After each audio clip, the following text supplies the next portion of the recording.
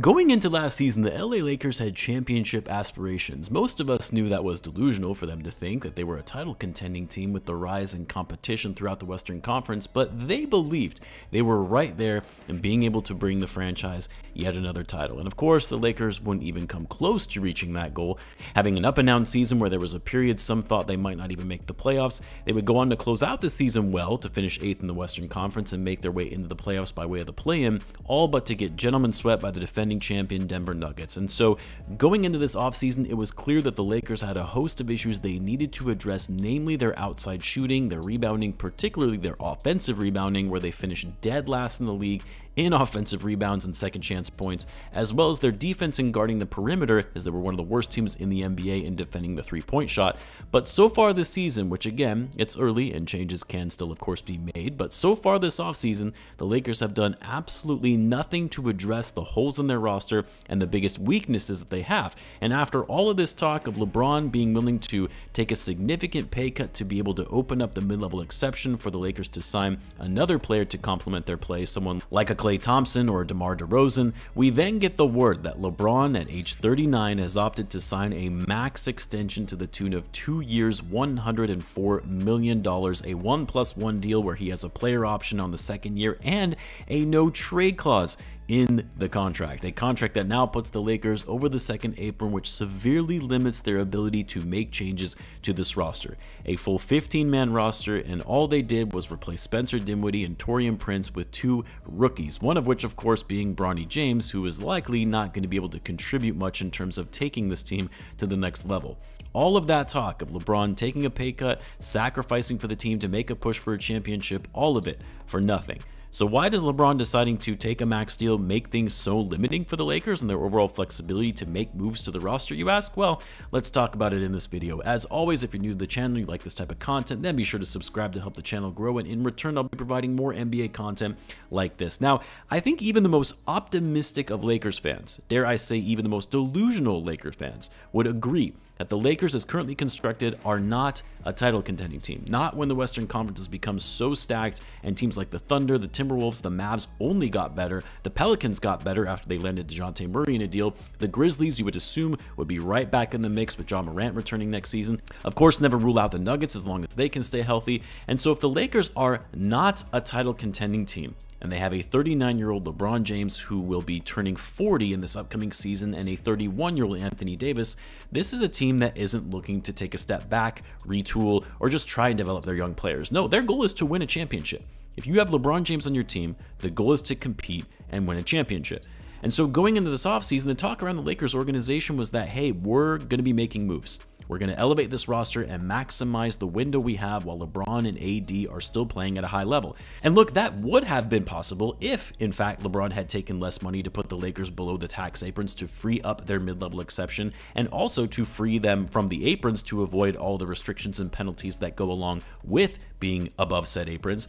I've seen a lot of people on Twitter and Reddit say, well, what's the problem here? With LeBron taking the max deal, they can still make trades to either shed salary or improve the roster. Not so fast. First and foremost, by LeBron taking the max and putting the Lakers slightly above the second apron, that takes away their ability to sign a player by using the mid-level exception. So signing a free agent like DeMar DeRozan is now out. They legally would not be able to do that. But more importantly, when you're a second apron team, it severely limits your ability to make trades and shed salary. First off, you're not able to acquire a player via a sign and trade when the incoming salary keeps them above the apron. And in the case of doing a sign and trade with another team that is also above the apron, they, meaning the Lakers, wouldn't be able to take back less in a sign and trade because it would mean the team they would be trading to would have to take back more, which again, they cannot do if they're over the apron.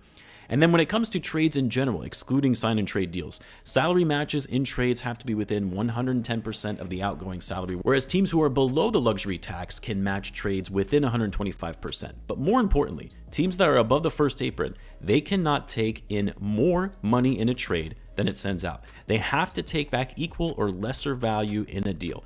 In addition to all of this, because the Lakers are now over the second apron, they also cannot aggregate salaries to trade for a single player. In other words, the Lakers, regardless of the figure, cannot trade 2 players and only get 1 back in return. So when it comes to the Lakers even being able to facilitate a trade to make changes to their roster, it becomes so challenging for them to do so. You're talking about only trades where you can take back less money in a deal, and only trades where it's a like-for-like swap in the number of players, as they can't aggregate salaries in a deal. And of course, they can't execute a sign and trade. So this notion that, well, the Lakers can just make trades to improve their roster is inherently flawed. When they, one, have little leverage when teams know they have very few avenues to make a trade deal work, and two, in order for them to just shed salary or dump some of their bad contracts, they would need to attach assets as an incentive for teams to even want to take on these bad contracts, which of course, the Lakers have little assets in the form of draft picks and young players to entice a team to actually take on a big contract while taking back less money in the deal. They have very few first-round picks that they're actually able to trade, and one of the picks that just became available to them to trade in the first round was their pick in 2031, now can no longer be traded as they have entered the second apron, which another rule of being over the second apron is you're not able to trade your first-round pick 7 years out into the future. Yeah, the Lakers could maybe waive Christian Wood or Jackson Hayes, but it would have to be a situation where you would have to waive and stretch their minimum contract because it's still guaranteed to them, and the amount is so low that it's not going to impact their overall books to get them below the apron. So yeah, the Lakers are really in a tricky spot because their roster, as it currently stands, isn't good enough to really make it beyond the first round of the playoffs. And they have very few options to make meaningful changes to improve their team now that LeBron has signed this 2-year max deal. And honestly, this is on LeBron. Yes, the front office is partially to blame for putting the Lakers into this situation to begin with, where they're now hard capped and can't make moves, and of course constructing a roster that is inherently flawed with little growth for the future. But LeBron, he can go on and on about how all he cares about is winning, how the money isn't important. Dude is a billionaire, he's set for life with generational wealth. He's willing to make the sacrifices for the betterment of the team. Well, he just showed that that's not really the case. Otherwise, he would have in fact taken a pay cut and given the Lakers more flexibility to improve their roster. Instead, he more or less forced a situation for them to draft and pay his son, someone who probably isn't good enough to really be in the NBA, and opted to take a max level deal when he's about to be 40 years old, hamstringing this team while they likely fight for another play-in spot this season. It's just baffling to me. And look, I like LeBron. You can't deny the incredible player he is, one of the greatest players to ever play the game, his influence and impact in the game of basketball, but this was a very selfish move on LeBron's part. And look, I'm not faulting him for taking the money. A lot of players do that in the NBA, and most of us would do the same. But don't try and play it off like you're willing to make all these sacrifices because you care about winning more than anything else. That clearly is not the case based on the new deal that you just signed. Now, I guess it is possible that maybe LeBron looked around and said, hey, these guys don't know what they're doing. They're not going to be able to make meaningful upgrades to this roster. If I take a pay cut, they're not going to be able to do anything anyway. This team isn't going to get better, so I might as well just get mine and take my payday. And that's what he did. And now the Lakers are more or less screwed and what they're going to be able to do, and back on the road to being a play-in team.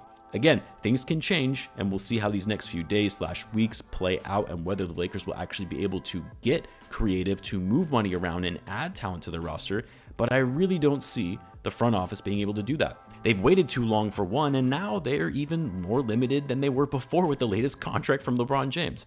Anyway, let me know what you guys think. Obviously, let me know in the comments. As always, be sure to subscribe, and I will see you in the next one.